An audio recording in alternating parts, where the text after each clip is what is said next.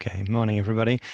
So welcome to this session, particularly welcome if this is your first session at EAMS. It's a interesting conference format so that you people engage with it in totally different ways. So, you know, we never know when it's someone's first time, so welcome. What happens here is there's going to be a live talk. The speakers are with us. That'll be for around about half an hour. We ask during the talk for you to ask questions, but please ask questions in the, there's this chat room, this matrix chat room. I'm going to put the link in the meeting chat here. The idea is that we don't use the Zoom chat because people who are watching the recording later can't see that. We ask our questions and have our discussion in the matrix chat room, and then anybody who's watching the recording later and wants to join in with any discussion that's emerged can get involved that way. So please do take note of that. A little program announcement. You probably, well, you might have seen there's a email or a message from Christian. So there's this industrial action happening in UK universities at the moment, and I realize we have a group of people from all over the world, so people won't necessarily know about that, but there is a dispute with the union on paying conditions and things like gender pay gap and casualisation and things like that. And as part of that, the union have called a marking boycott.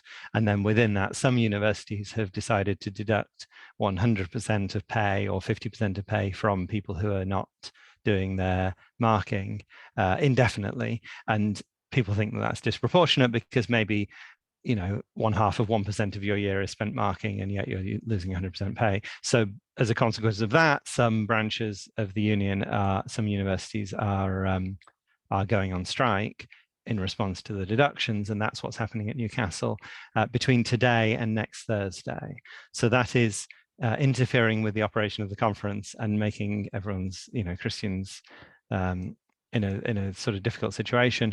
One of the main consequences for that, for people who are listening to this, is that the session on Monday that Christian was going to run on numbers is not happening, and you'll see that he's put up a message about an alternative session that's going to run instead, and I'll say more about that at the end. Yes, assuming I remember. Good. So let's get on with this morning then. So this morning's talk is entitled Technology Enhanced Assessment, Providing Options to Students, which is spells out TEAPOTS, which is lovely. And I understand we have a variety of speakers, and going to open up for us is Alison. So please, Alison, I'll stop sharing and you can take over. So Brendan will be sharing our slides, and we'll be doing a Chris Whitty and saying next slide please to poor old Brendan, but please bear with us. So hopefully in a minute. Are you able to share? Oh, Brendan, can you skip to the start please?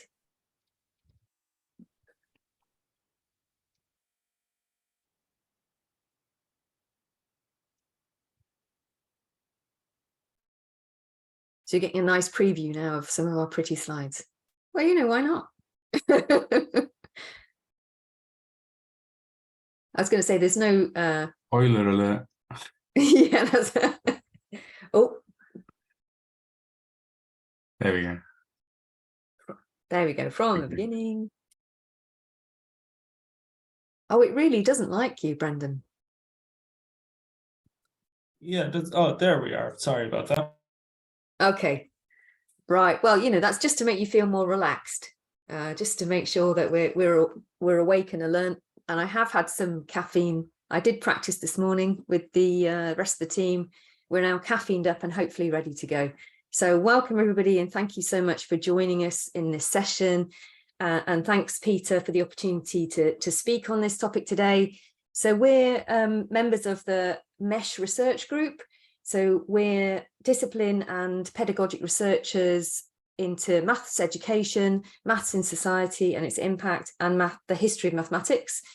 So I'm Alison Megeney, and today Nick and Brendan will also be talking with me on this topic, and Matt has joined us as well to answer some of the questions. So this relates to our technology enhanced assessment, providing options to students. And this is all integrated into our approach in the way that we have sort of designed our courses. So let's look at that slide, please, Brendan. So let's talk about maths at Middlesex first. So for us, of course, and all mathematics departments, the intellectually demanding curriculum is the centre of our design. And for us, that means building in pure applied statistics. All elements are there within our degrees. But for us, part of the learning and teaching and assessment strategy recognises the importance for problem solving and communication of mathematical ideas. So those are all interwoven into our learning and teaching and assessment approaches, and they're within our assessment schemes. Now, as we've moved forward and the program's developed, we've tried to move to more flexible, inclusive approaches in the way that we teach. And of course, we recognise the importance of technology. And we're talking about technology today and how we've used that to provide our options to students. When we first designed our programme, we did have exams. And throughout the process, we've reflected on exams and their use and if they're authentic for us. And we've removed them over time. And we've moved towards more authentic types of assessment so that we can have a portfolio of evidence for our students, and in some cases, artifacts that they can share with their employers to demonstrate their knowledge and skills. Next slide, please, Brendan. So I've always been a fan of sort of creativity. I think maths is a very creative discipline. Others perhaps less convinced of its nature, and I think it can be a hard sell. Often when you say you're a mathematician, people's eyes glaze over and they think you're very boring. Clearly, that's not the case. We're all very exciting people. However, it can be a difficult sell. And so what I wanted to do was to provide my students to have some options so they could demonstrate their creativity and show their personalities. They would have an artifact at the end of the module that they could share with an employer and talk about as an example of how they've applied mathematical concepts and ideas. So I did this in one of my modules called Communicating Mathematics. And I started this with Matt Jones, who's now moved from Middlesex to UCL, and I now teach this with Nick. So the joy of teaching with me, it goes on and on and on, can't get away from it. So I recognise the importance, as we all do, of written mathematics and presentations and technical reports. They're absolutely needed, but I wanted to build in some other forms of communication. So I provided students with options to do blogs, videos, essays, and my colleague Snezana now also allows students to write songs and poems. Nobody's taken up that option, but you never know, maybe next year. Next slide, please, Brendan. So these are examples of the briefs that we've set. There are options in other ones as well, but here you can see these are two, one around maths engagements and one around maths in society. So if we look at the maths engagement one, so it was to develop a resource or an activity to engage someone, a young person, perhaps studying A-level maths. That was the brief. It could be done through a short maths activity, so an activity sheet with feedback, a blog or a video. So this was from the very moment we designed the course in 2014 and started running it, and it's been running for a number of years. Next slide, please, Brendan. And this is the kind of work that was produced. So this was Awais. He produced something that was about his advice. We asked them to reflect back about what would they tell themselves when they were thinking about joining university. And Awais thought about, well, what would be my top 10 tips? And that's what he produced. And he developed it around the word mathematics and had one bonus tip at the end. So the photos there were taken by the maths team or Awais themselves. And it was a really high quality piece of work. So we did provide a template for them. Next slide, please, Brendan. So this is a video. It was produced by one of our students, Sabiha. And Sabiha was part of the AV club at her school. And so she'd used camera equipment before and had some at home. So she was also actually quite used to editing software. So the piece of work that she produced is very high quality. And yes, of course, we were all amazed. We all thought this is an amazing piece and we use it all of the time. Of course, why wouldn't you? But one thing I did notice that some of the students in the session who were very keen about doing something like a video, when they submitted, they changed and gone to something perhaps slightly more traditional. And when I asked them, well, why did you do that? Because you seemed so keen about the video. They said, well, okay, yes, on campus, I've got access to all of the software, but at home, it's much more difficult. It's noisy. I've got children. All of these things came through.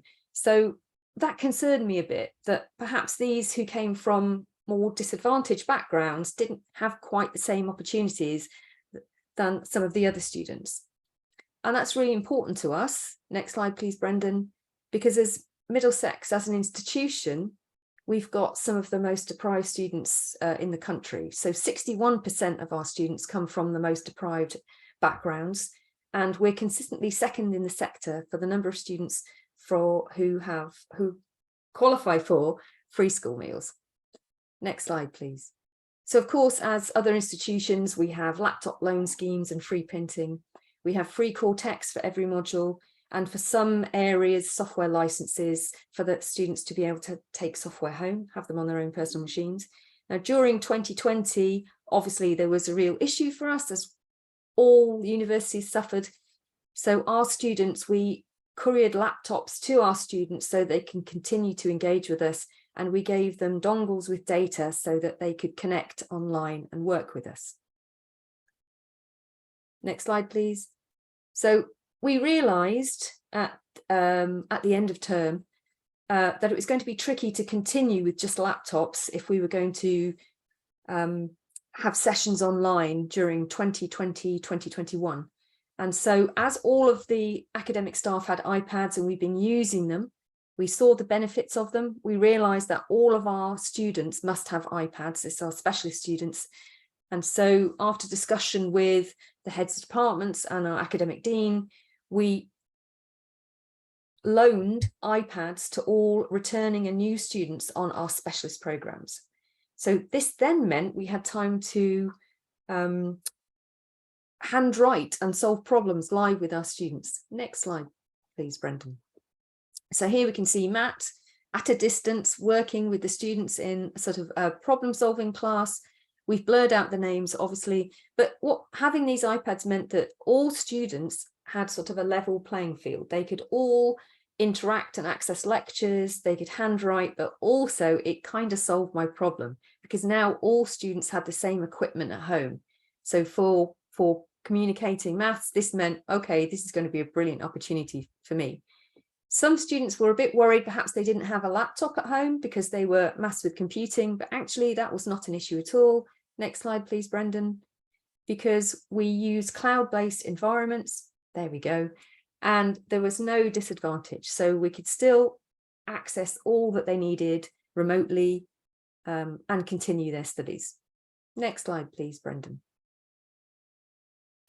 So we took some time to reflect and thought, well, okay, what can we do now? Well, we can still have quite traditional elements within our program. So our students still use LaTeX and produce, if you like, formal written proofs as part of communicating maths.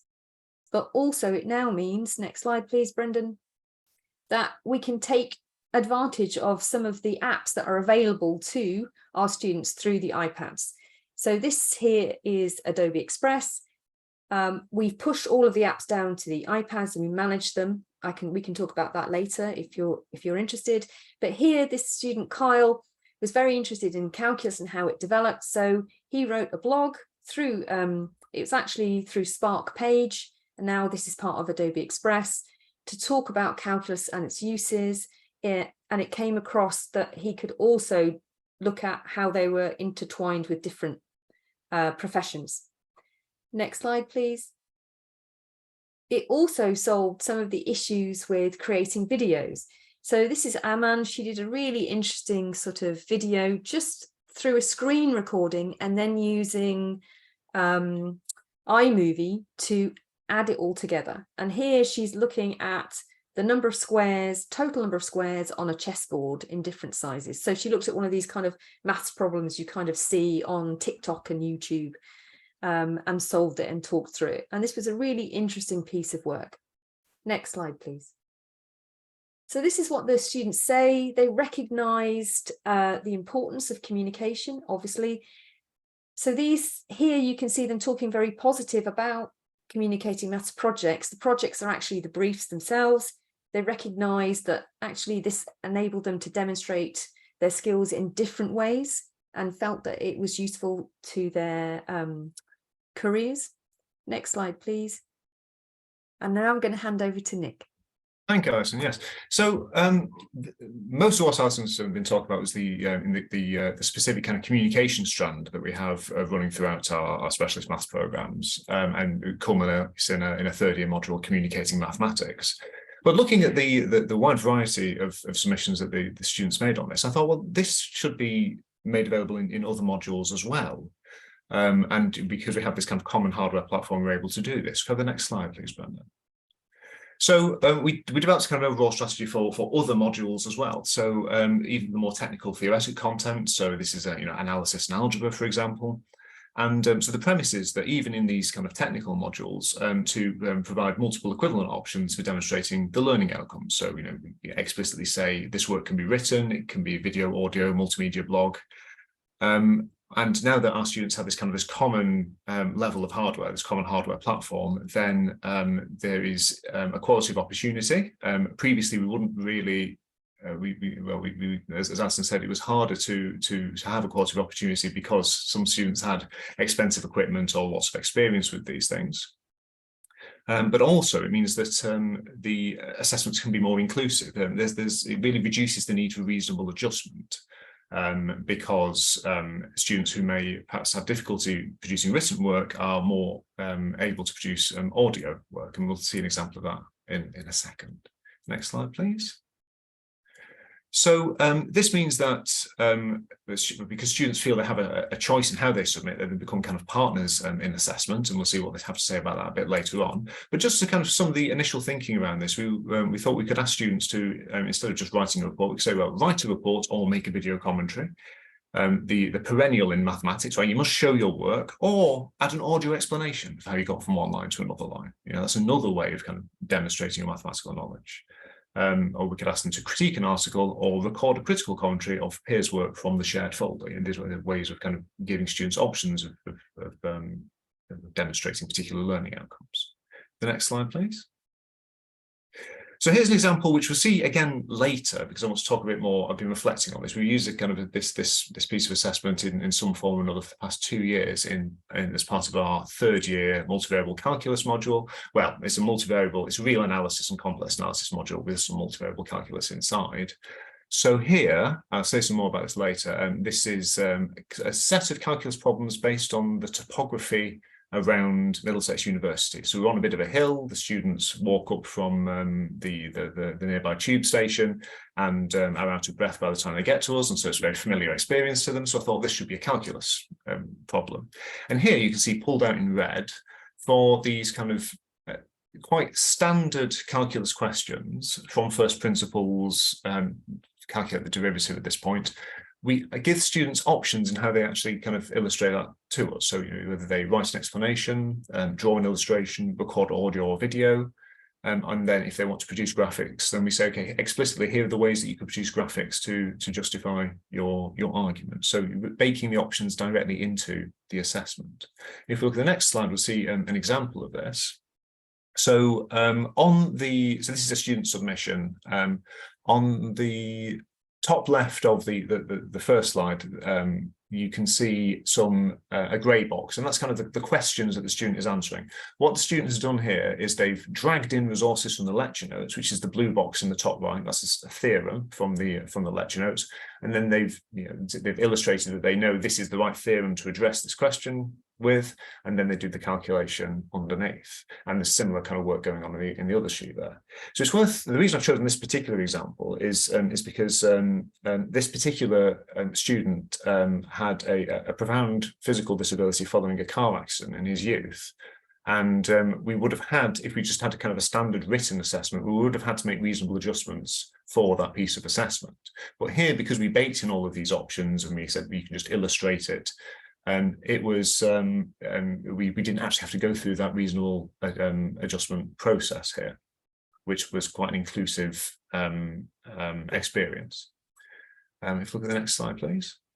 Nice. And that's it for me for now, but I'll talk about some more of this stuff in a second. So Brendan, please. Thanks, Nick. So I'm just going to talk about how the students felt about all of this and how we evaluated it. So as Alison said, we enrolled these iPads during the pandemic to help the students connect with their online classes and allowed them to work as close as they could before the pandemic, during it. And once we came out of lockdown, we conducted some focus groups to see how the students felt about the use of iPads, whether they met expectations, whether it changed their learning strategy. And the feedback was overwhelmingly positive. And a lot of students noted that it did change how they approached their learning. So I have some quotes here. Yeah, so this is some of the feedback we have from students, that just using the iPad made them more organized and efficient in their learning, as we expected, or as we, I guess, hoped. It increased their collaboration, or allowed them to collaborate with their students and their lecturers, allowed them to get feedback in classes in real time, which during the pandemic was really, really difficult, but it's great to see that it was able to fulfill that for the students and allowed them to continue to learn as best they could and as closely as they could to the way things were beforehand. So once we got this very, very positive feedback, and it was all possible just because all the students had sort of like a one-stop shop for their learning through the iPad. They could access their classes, access their notes, make their own notes, interact with their other students. We said, okay, well, how can we further embed this technology into our programs? And the answer was obviously the assessment, and that's how we landed at taking the approaches to assessment that we did. So we embedded the flexible assessment throughout the program for a year, and then again after another year, we got a grant from the university to assess how the students felt about this flexible assessment through the use of this technology. And really, we wanted to assess 4 things primarily. First of all, were the students even aware that they had these choices in the assessment? How did they make their choices? What were their attitudes towards these different modes of assessment? And were there any obstacles to completing coursework, or even were there any obstacles to completing the coursework in particular forms over others? Luckily, at least it seems like most of the students were fully aware that the choices were present, and then just wanted to know, well, which form of assessment do you think best shows your ability? Okay, and for most of these students, they said that traditional written mathematical coursework was the best way for them, and the feedback that we got from these focus groups was just that it was the easiest. We also had some feedback from students where they said conversations with lecturers they found quite helpful as well. So just having the ability to have a chat with your lecturer, explain your train of thought and your thought process and how you approach particular problems, they found very helpful. Some students also like portfolios of work, but it's noteworthy that even with this technology that we've embedded in our programs, that no students seem to enjoy the multimedia submissions. Perhaps we need to just embed some additional support into this and encouragement into this earlier on in the program, because these students' feedback we got time and again was that these options were time consuming and stressful. So perhaps we need to offer additional support there. It's also noteworthy that none of the students said exams of any form was the best way to show their ability, whether it be traditional closed book exams at the end of term, or as we all got familiar with over the pandemic, 24-hour take-home tests. Students didn't think that any of these forms of tests were really the way to go to show their ability. Then when we asked the students what part of coursework was challenging, I suppose we have these things that we would expect, like time management and anxiety over just starting a piece of coursework, then something that's perhaps a bit more unique to, I guess, a stereotypical math student, where it's writing English explanations of their solutions, they found very, very difficult. But above this, we have something, I guess, more like what we would expect, that they find finding the appropriate theory to solve a solution challenging, but we can see that they have no problem writing the maths expression. So we sort of summarize this as, once I understand the problem and find the theory, I can solve it. But again, this highlights that perhaps when it comes to writing English explanations, this is a place where we need to offer additional support. And I just want to note that the students who are in these focus groups were mainly third-year students who encountered this optional assessment for the first time in their final year. So perhaps part of the problem here is that these students, the reason why they prefer written coursework is because that's the main form their coursework is taken up until that point in first year and second year. So again, maybe we need to embed these options earlier in the first and second year of the program, so these students can get more comfortable and confident with these other forms of assessment and view them as more realistic options in their later years. Okay, and despite all this, the student, even though they seem to prefer the written coursework, the feedback that we got on this optional mode of assessment was still very, very positive. That the students, here this is a student who is now a software engineer, they felt that the optional modes of assessment really helped them with their creativity in problem solving and the ability to approach mathematical problems from different angles. And here we have two more students that's saying that this approach helped them build their confidence in their problem solving skills and even confidence with working with their peers in groups. And again, another student highlighting the creativity that allowed them to build through using the tools that we provided them with and just having this common platform and knowing that everyone has the same access to the same hardware and software. Okay. And what we found agrees with what's out there in the literature. That flexible assessment, it empowers students, it allows students to be proactive in their own learning and take ownership of it. It's effective in developing higher order thinking skills. So this is the creativity, problem solving skills, and confidence that our students are mentioning in these focus groups. And to just back up something Nick mentioned, that it does reduce the need for reasonable adjustments, because it's been found that flexible assessment allows students from diverse backgrounds and with disabilities to maximize their potential, because it allows them to select the form of assessment that best suits their abilities and skills.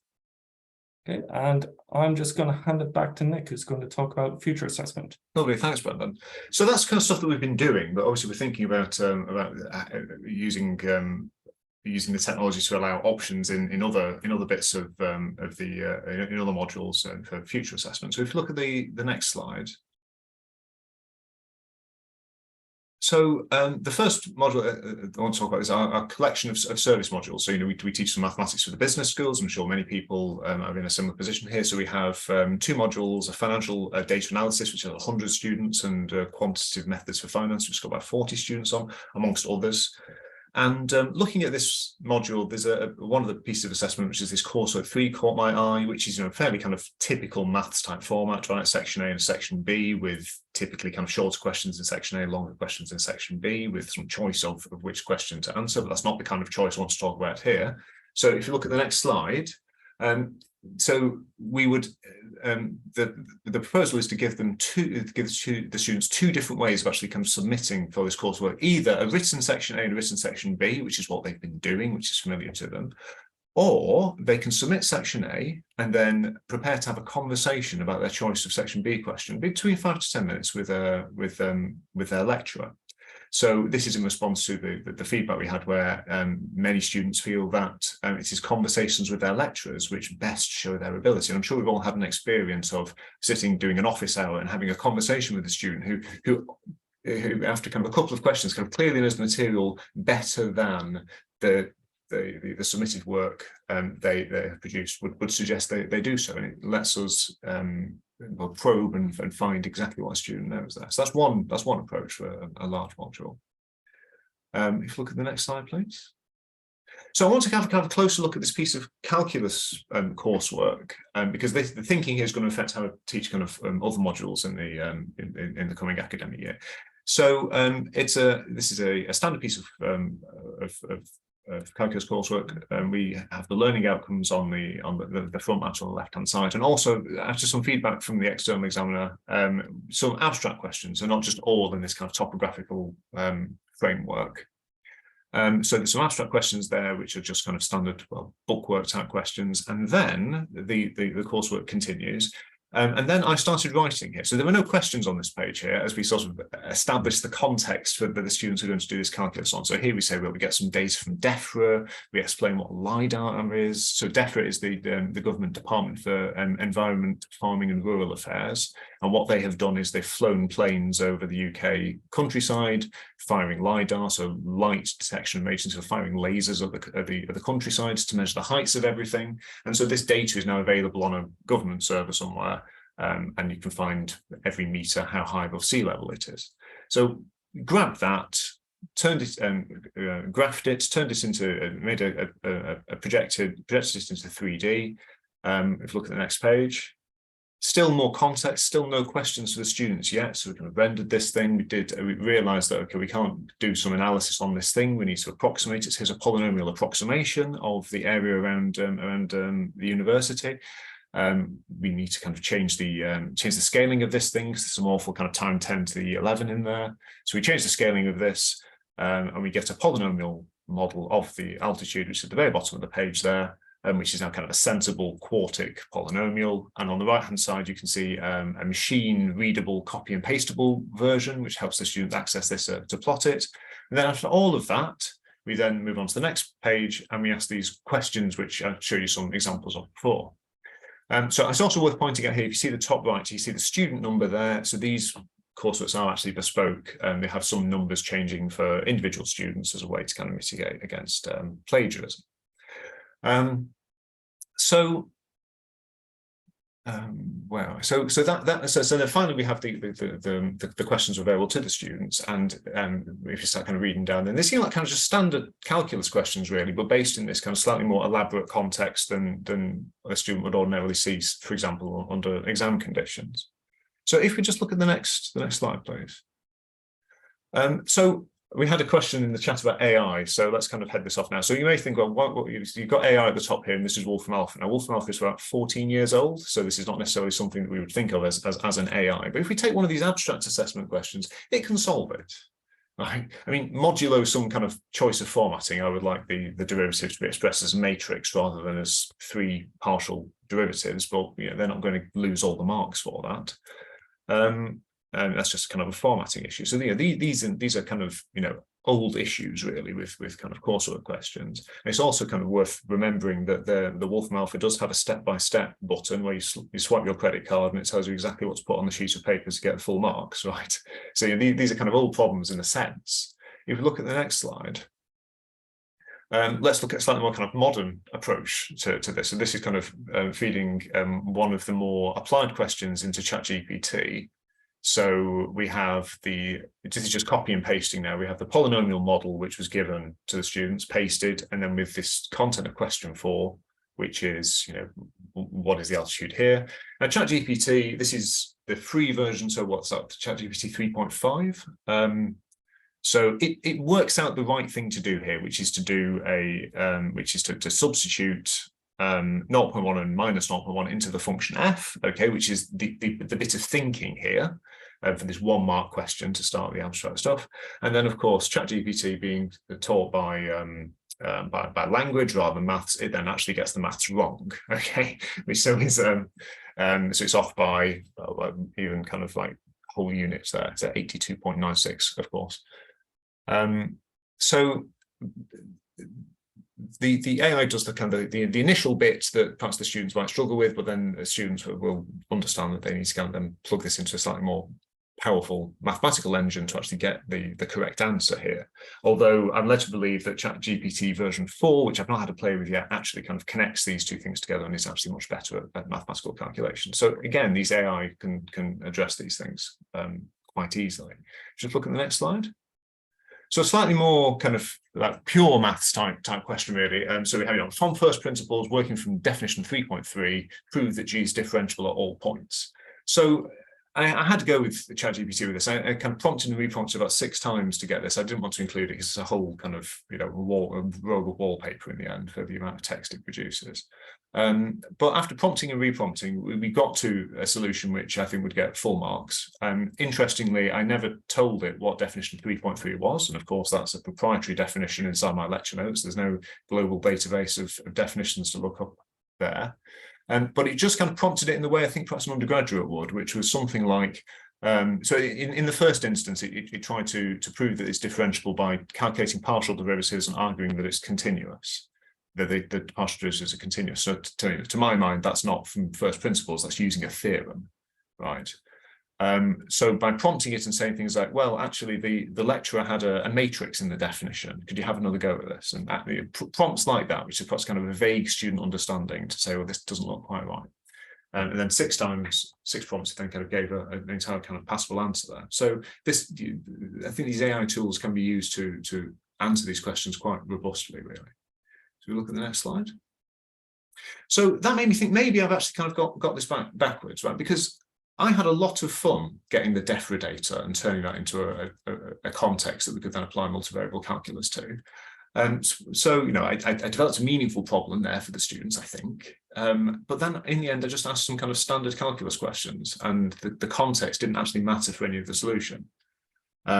Whereas, like, you know, authentic mathematical knowledge in the students would be about kind of using these tools to build good models and ask the right questions. And I think that's the best way of kind of demonstrating the theory. So next year, I've not spoken to the external examiner yet, but if you look at the next slide, the coursework, I hope, is going to look more like this, which is rather than here's a big list of calculus problems to work through, which you can just copy and paste into various bits of AI, is to prompt the students, okay, to find a real life problem that you can use the tools of this course to analyze. Okay, and then, you know, apply the theory in this course to do some meaningful calculations and communicate this to your reader in a medium of your choice. We have a comment in the chat about what is stopping students just producing, where are we today, from just submitting a paper written by ChatGPT. Well, because this is a piece of coursework, I would expect the students to engage with this kind of early on in the course. So, you know, we work on this partially in workshops. We'd have extra bits of the question which are about kind of measuring the students' engagement and progress with this. So, you know, what mistakes did they make in the formative problems? How has that helped their understanding for this piece of work? What were the critical conversations you had in workshop discussions with your lecturer that have helped you move forward with this piece of work? Which, yes, of course, I mean, AI can emulate the sorts of things people write when they're asked those kinds of questions, but it gives us a kind of an evidence base to say, well, you've just made this up, versus, yes, I can see, and you have evidence that you engaged with the feedback I gave you previously. So that's one way I think we can mitigate against AI in these pieces of coursework, and still provide lots of options for students to submit how they like. Look at the next slide. And so there's another kind of use of AI for these optional modes, which which kind of goes back to what Brendan was talking about, how the students found the multimedia submissions time-consuming and stressful. And, you know, we're very fortunate at Middlesex University. We work quite closely with our arts and creative industry faculty, and they're talking a lot about AI, but in different terms to how I think. You know, I think in terms of ChatGPT and producing mathematical text, whereas my colleagues in creative industry are thinking in terms of, you know, video and image generation. And there's been a lot of AI development in there. Kind of Adobe have done a whole load of stuff, and they've recently released a beta of their AI Firefly, which is great fun. You should have a kind of a play with that. One of the things that I think it does is it does make video production much more accessible.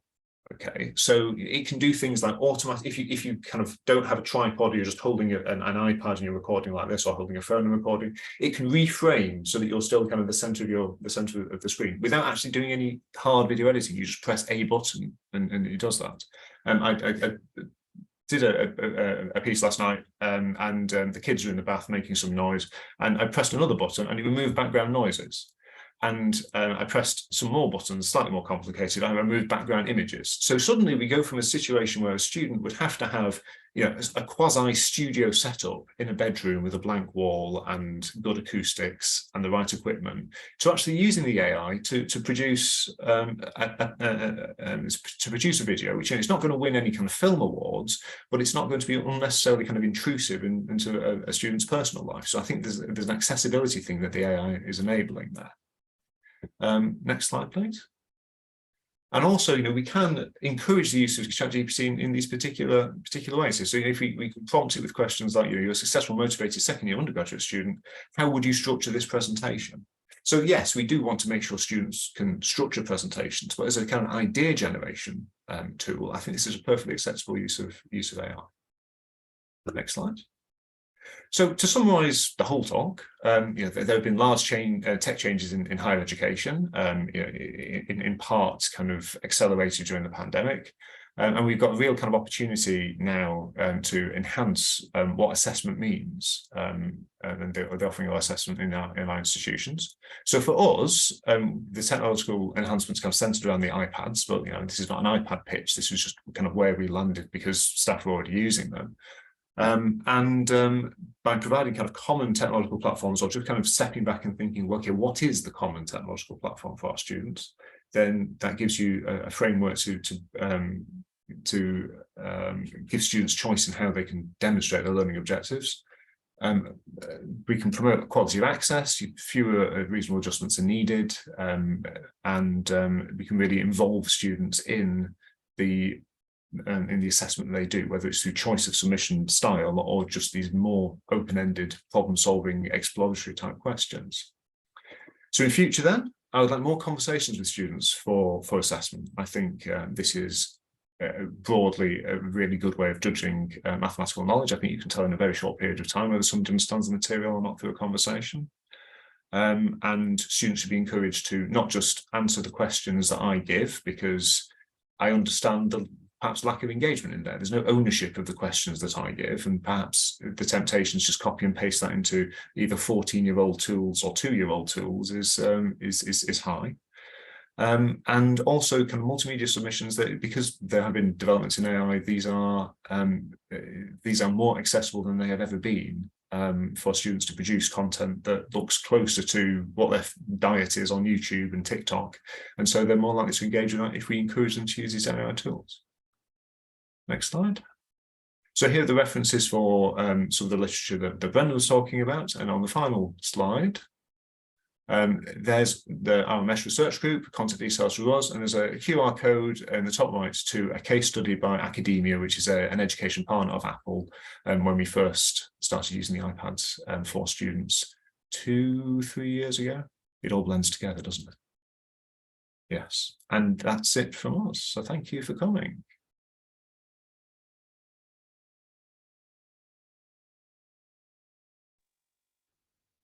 Okay. Thank you. Good. I thought you'd frozen, but you were just being very still. That's good. Oh, right. That's good. Not so much caffeine. Thank you for that. So if I could invite people to, some people will now have a think and type some questions. So please pop your questions in the Matrix chat room. I can pop the link again if you like, just so people know where they're going. So there was a question early on about ChatGPT and similar AI, but you've anticipated that quite fully, I think. And there's another, which is a comment really, which is the suggestion to add an audio explanation alongside show you're working is very important, because that's what staff do. So that's the sort of behavior that staff are modeling for then students to copy. And that was sort of a comment rather than anything else. While we're just waiting to see if anyone has anything else to ask, I suppose I mean the sort of question. So I'm very pro. If Alison, the stuff you were talking about at the start with making all these alternative assessment approaches, the videos and the social media type content, and I think you mentioned poems at one point as well. You know, the thing, I'm very much in favor of this sort of thing, but the thing that people will say is this really what we want them to be doing? And is this taking time away from proper maths and developing, you know, hard skills, hard mathematical knowledge and things like that? I mean, what do you say to that sort of thing? Well, I would say that, you know, the students are going out and competing with lots of other students with different backgrounds, and so they need to be able to evidence and show their creativity. Particularly, you know, the sort of traditional career is kind of dead, and so now it's the talent economy. Students are going to have to adapt and learn, change career. So I think we're looking at really small amounts of credit. There's absolutely no change in the content of our degree. We've got some hardcore pure maths in there. We've got some applied mathematics embedded all the way through. Many programs have recreational mathematics modules in there. You could say the same about those. But for us, I think these communication skills are absolutely essential. And it really does give students this kind of artifact, a portfolio of evidence that they can showcase in interviews. So several of our students have actually got jobs after demonstrating and showing their work, saying this is an approach I've used in my degree. And previously, I think some students did struggle on that. They sort of said, can you talk about a project where you've done this? And the students would struggle. So now I think it's kind of easier, and it also demonstrates that they think in very different ways to perhaps more traditional students. So I think it's very valuable. Well, you know, the poem, perhaps not so much, but that. Yeah, what are you expecting if they write you a poem? What sort of, you said it hasn't happened yet, but. That hasn't happened. Snezana promoted the poem. Yes. I think I'd need some development on that, honestly. She's on how to market. Yeah. But one of our students did actually do their own music that was attached to their video, which we thought was amazing. That's good. Is it hard to mark? Because you're kind of getting things in all these different formats, and I don't know.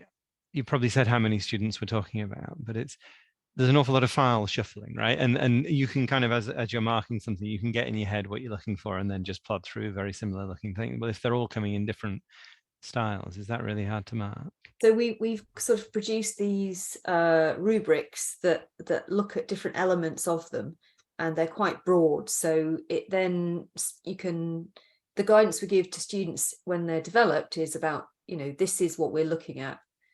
And so those, I hope, well, Nick can talk about that as well as his, but we tailor it for the kind of brief, and I think it's quite clear.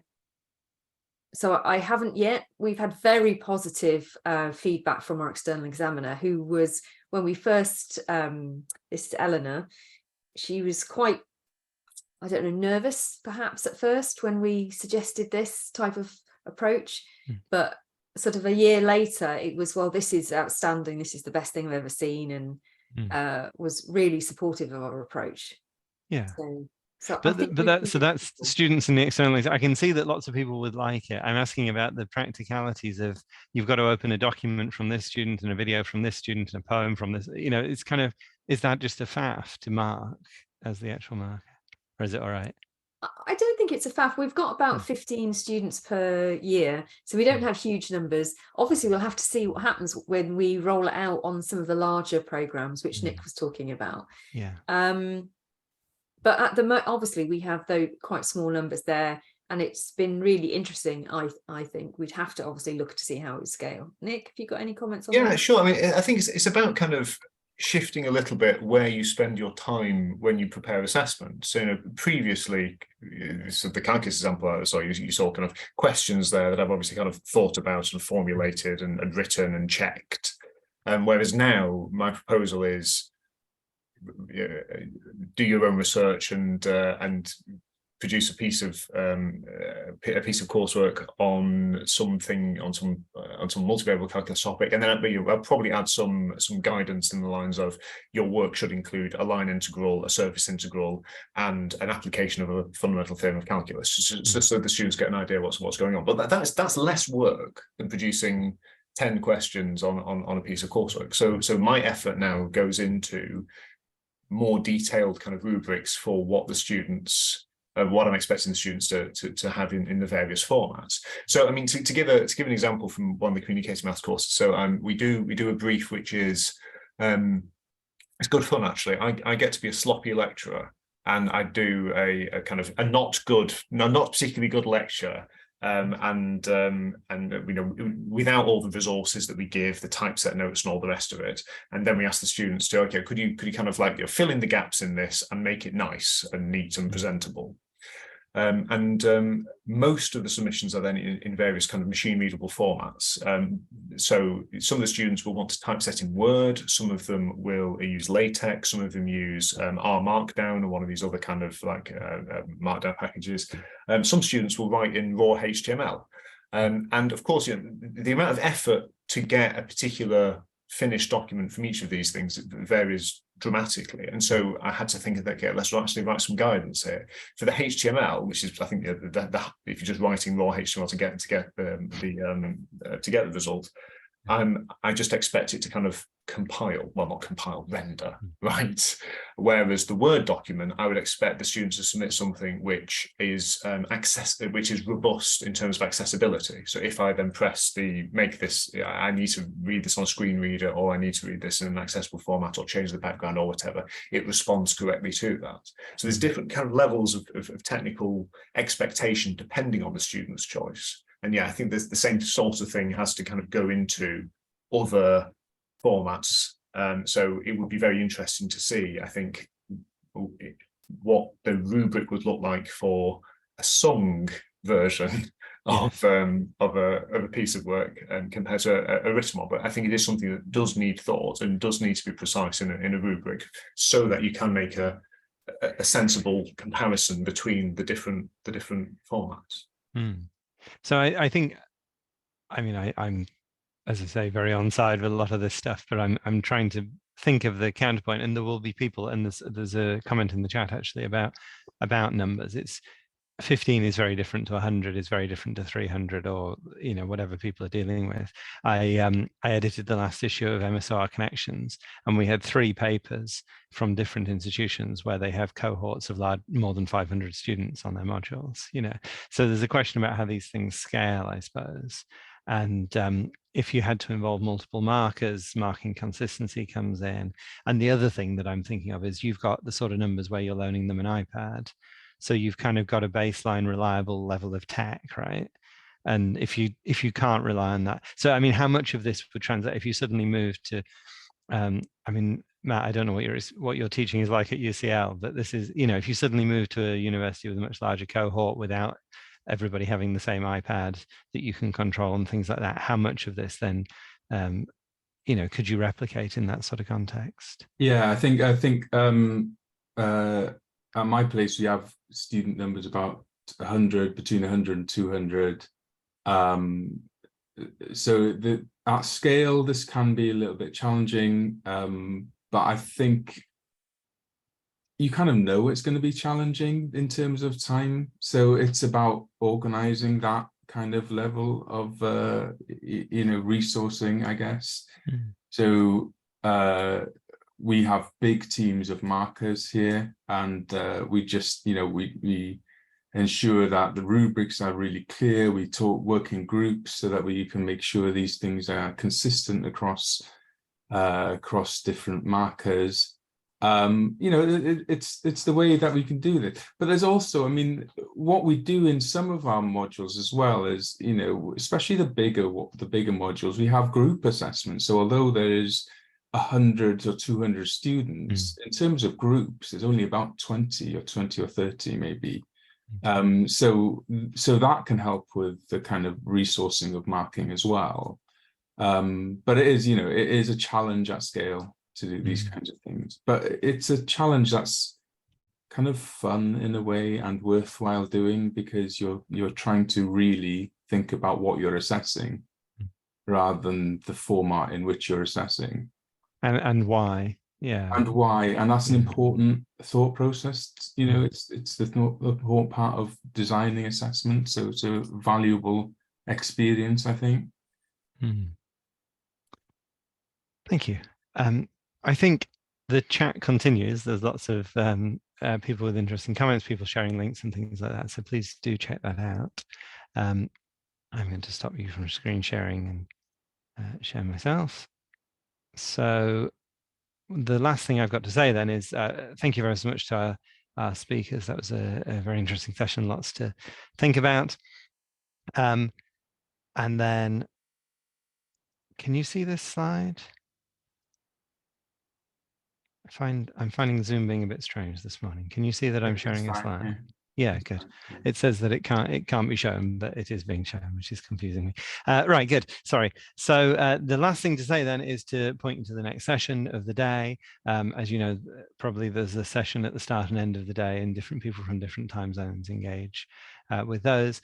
We put on the schedule when we were sort of planning what we were going to do. We thought it was quite important to have some sessions on the schedule that are an opportunity for people to chat, because this is the thing that an online conference, you might find that you aren't sort of having these casual chats with people in between sessions and things like that. So there's a couple of slots on the program that are just free chat. But what we've done is we've given it a theme, because sometimes it helps people to engage if they come along with a topic in mind.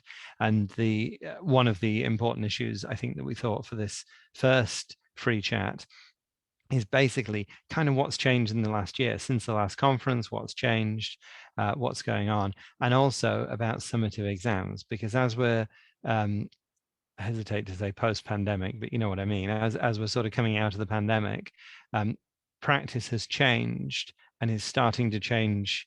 It changed for COVID, and now it's starting to change for whatever we're in now. And so a load of questions might arise around what are people doing? What are people keeping from COVID? What are people changing, reverting back to? Are people just going back to the norm because it's comfortable, or are people sort of knowingly choosing particular things to go back to and particular things to keep with reason? Anyway, so there's loads of fertile ground there. So I'd encourage you to please come along and have a good old natter about that, but it'll be a slightly different format to these other sessions. Okay, I think that's all I have to say. So thank you ever so much for coming along.